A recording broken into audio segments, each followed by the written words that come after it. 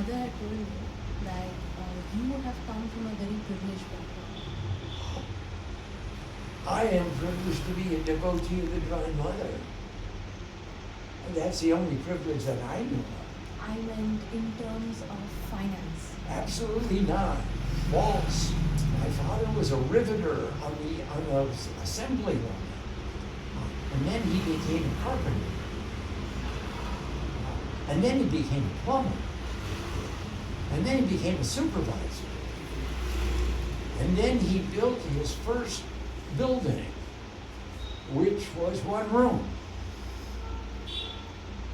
And I don't think that was privilege. We lived 5 of us in an apartment, a 2-room, 2-bedroom apartment. That wasn't exactly privilege. But he made his way in the world, and he did a very good job. And he empowered all of us to become the best that we could possibly become. But I don't think your information is correct. No, I'm not sorry. It's very funny that you started the interview. But go ahead, ask your question. My question is actually, what was the turning point in your life which made you choose the path of spirituality? The turning point. I think all of us are spiritual from our birth. And there's a turning point where we're conditioned and trained and taught to be successful entrepreneurs in the world, because all of us have to negotiate our place in the world. But there is no turning point. I always had an inclination to learn more, just like all of these people have an inclination to learn more and to feel more. Did you ever see your headache? No. No, you felt your headache. Well, then, if it's beyond sight, beyond perception, beyond the senses, it's spiritual. It's incorporeal. It's not. Doesn't have a body. You can't see it, but you can feel it. Did you ever fall in love? No. Well, you're missing something. Because when you pay attention, you fall in love. And every time you fall in love, you pay attention to your beloved. So if you go to school and you love a subject very much, or you're inspired by a teacher, then you pay good attention and focus, and you become very good at that subject. So when you'll want to fall in love as much as you possibly can, and that's spiritual. And that's when you practice meditation, you learn how to learn. You learn how to pay attention. You learn how to love. You learn how to worship. You learn how to go as deeply as you can possibly go into communion with that subject, whatever it may be. Okay. My next question is, so in today's world, Yes. so in our generation, do you Yes. think that an easier way, not an easier way, but they think there's this concept of manifestation. Okay? Basically, it's telling that if you want something in life, like your dream job, your dream this, your dream that, you can just think about it or just keep thinking about it every day when you wake up or before you go to sleep, and it becomes more possible. There are also ways that they tell, on internet, that you can make a vision board. It's basically cutting out pictures of your dream life, putting it all together on a board, and putting it in a place where you can see it every day. So they say that when you look at your dream life every day, it makes you want to work towards it even more. So my question is that, does manifestation actually work? Absolutely. How does it work? It works the same way that puja works. In puja, we make manifestation of our dream goal, the highest thing, the highest objective towards which we can aspire, being in the presence of God. And we put the scene here and we practice every day. What will we do when God comes into our life? What do you do? Ihagach. Come in. Ihatisha. You sit down. Let me wash your feet. Let me feed you sweets. Let me prepare a garland for you. Let me give you all of these different objects that depict the sincerity of my devotion. That's just what puja is. The manifestation of your ultimate dream board. This is much lower a manifestation. But that's why we learn how to do puja. What will you do the day God knocks on your door and says, oh, hello, God. Now what? Now what? Are you just going to stand there with your mouth open saying, you really came? You actually came to me? Or when we do puja, we practice every day. What are we going to do the day when we open the door and God is standing there? And we say, come in, sit down, let me wash your feet, let me pay the taxi, I'm prepared for you, I made some sweets, let me give you a bath, let me give you new clothes, let me give you a mala, a rudraksha, a flower garland, let me show you how much I sincerely appreciate the fact that you came to me. This is a manifestation. And that's why we did puja. And that's why we have so many different deities in Hinduism. Because we want God to come to us in the form of knowledge. We want God to come to us in the form of wealth. We want God to come to us in the form of health. We want God to come to us in the form of harmony. We want in the form of melody, in the form of song, in the form of poetry, in the form of literature. We want God to come to us in every different way. So we have different forms of the same divinity. I'm calling you Kali when you take away the darkness. I'm calling you Gauri when you illuminate the light. I'm calling you Lakshmi when you manifest my ultimate goal, my ultimate Laksh. I'm calling you Saraswati when you fill me full of knowledge. So this is nothing new. Today people want to practice manifestation. We want to practice manifestation too. That's why we build the temple. And see, this is the house of God. Well, God lives everywhere. We know that. Why did she need another house? But this is the house where I get to sit regularly and practice manifestation. And I build my ultimate dream board. And this is my ultimate, I'm going to come to Chandi and she's going to tear apart all the duality. And I'm coming to Durga and she's going to take away all the Durgam, all the obstacles from me for what I want to manifest in my life. What do I want to manifest? That's really the question. When we speak of Madhu Kwaitam, we're talking about too much and too little. And what you have to ask yourself, too much and too little for what? And that is your Laksh. And Lakshmi is the ultimate Laksha. And she is the Lakshan of the Lakshan of the Laksh.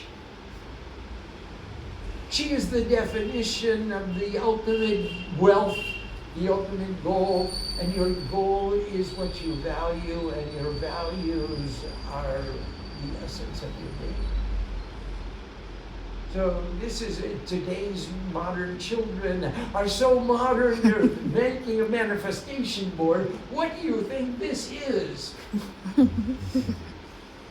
This altar is the manifestation board of all of us sadhu people who say the highest goal for us is to live in the presence of God.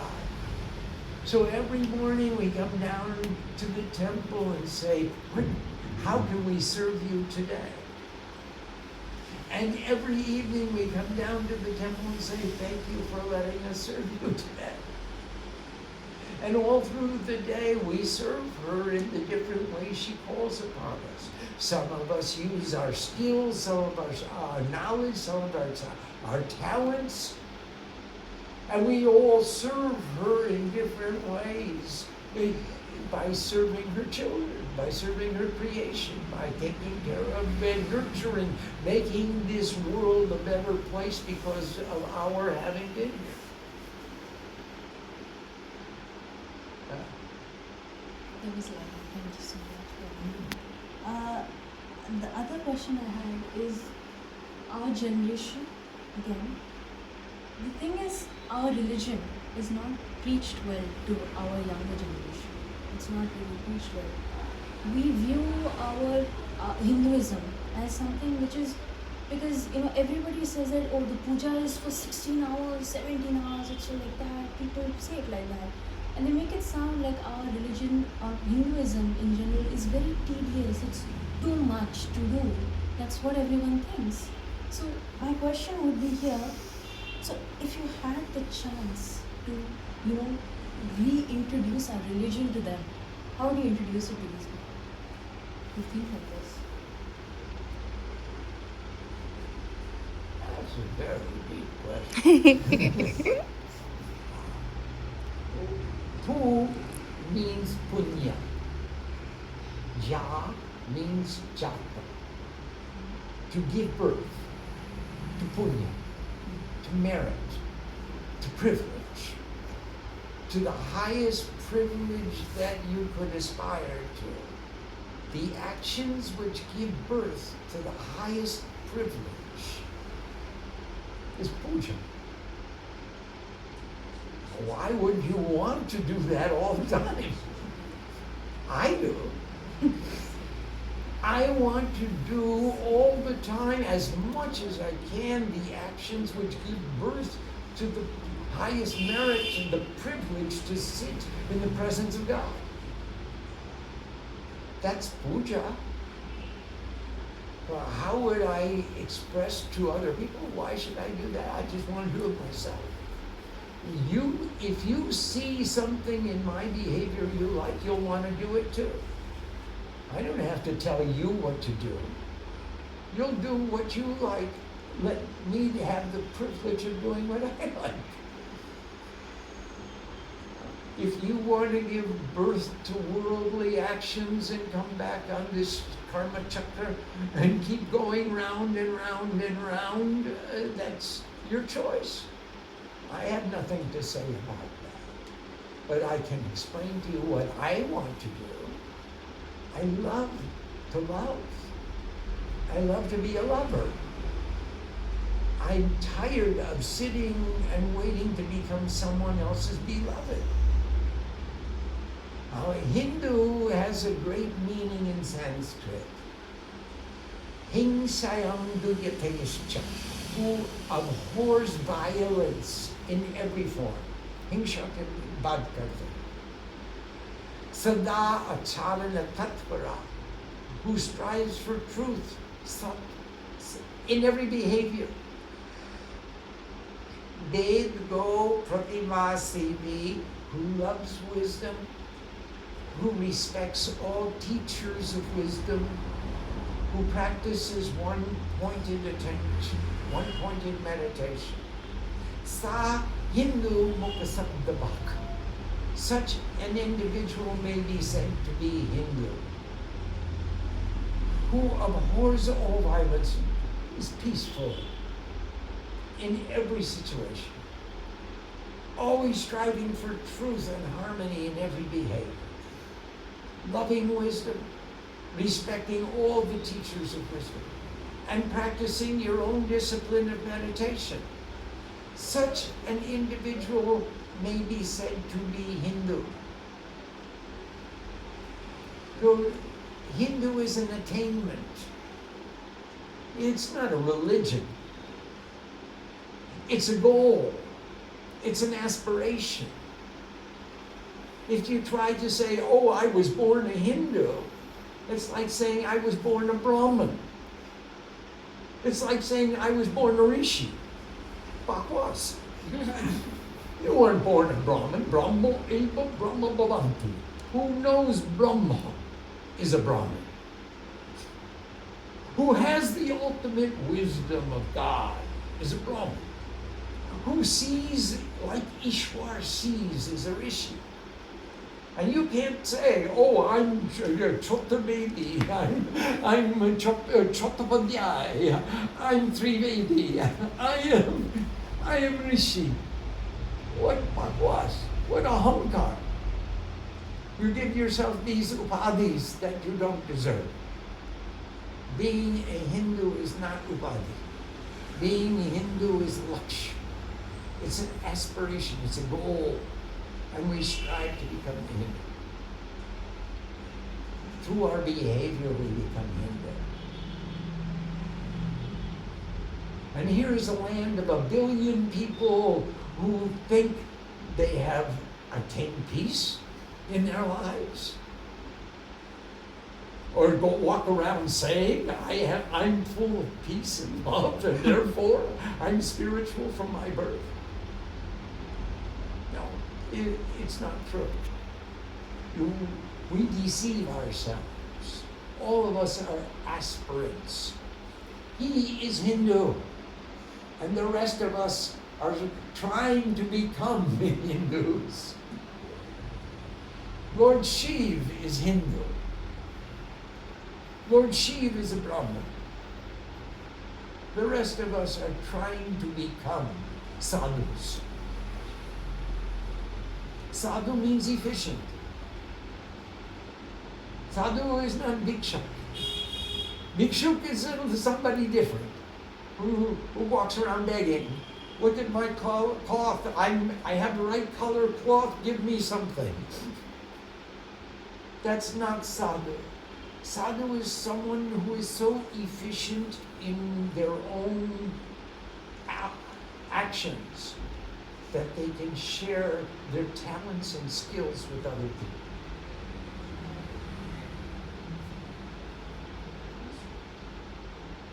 Thank you. I also didn't know much about it, so I got to know a lot.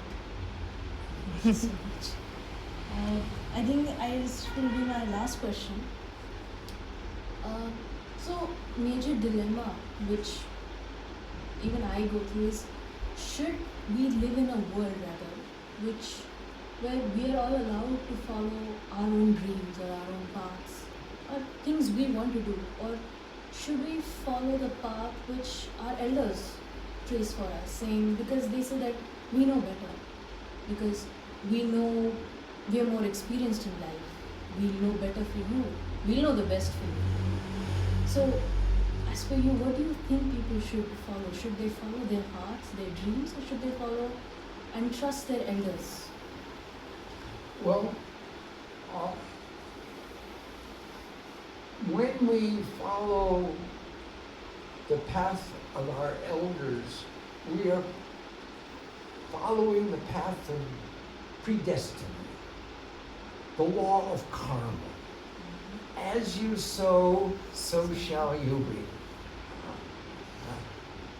And that is the domain of the Divine Mother. She is the goddess of karma. Lord Shiva is the goddess of free will. He says, yeah, you will get the fruit of your karma, but you have the opportunity to change it. Choose your destiny. So I was brought up in a certain way and chose another path. Myself, personally. And if I can do it, anyone can do it. These gentlemen were brought up in a certain way, and their karma dictated that they perform in that way, and they chose a different path. So both are true. We're all children of mother and father. And we will get the fruit of our karma because we're mother's children. But we have the opportunity to change it because we're father's children too. So Lord Shiva is the Lord of free will, and the Divine Mother is the goddess of karma. We are children to them both, so we will get the fruit of our karma, but we can change it if we choose. Just become sadhu. Just become efficient and choose what you think is the best path, given the circumstances and the time and the place and the resources available for you to pursue whatever path you choose. You can do them both. No one is preferable. They're both equal. They're like Shiva and Shakti, inherent to our being.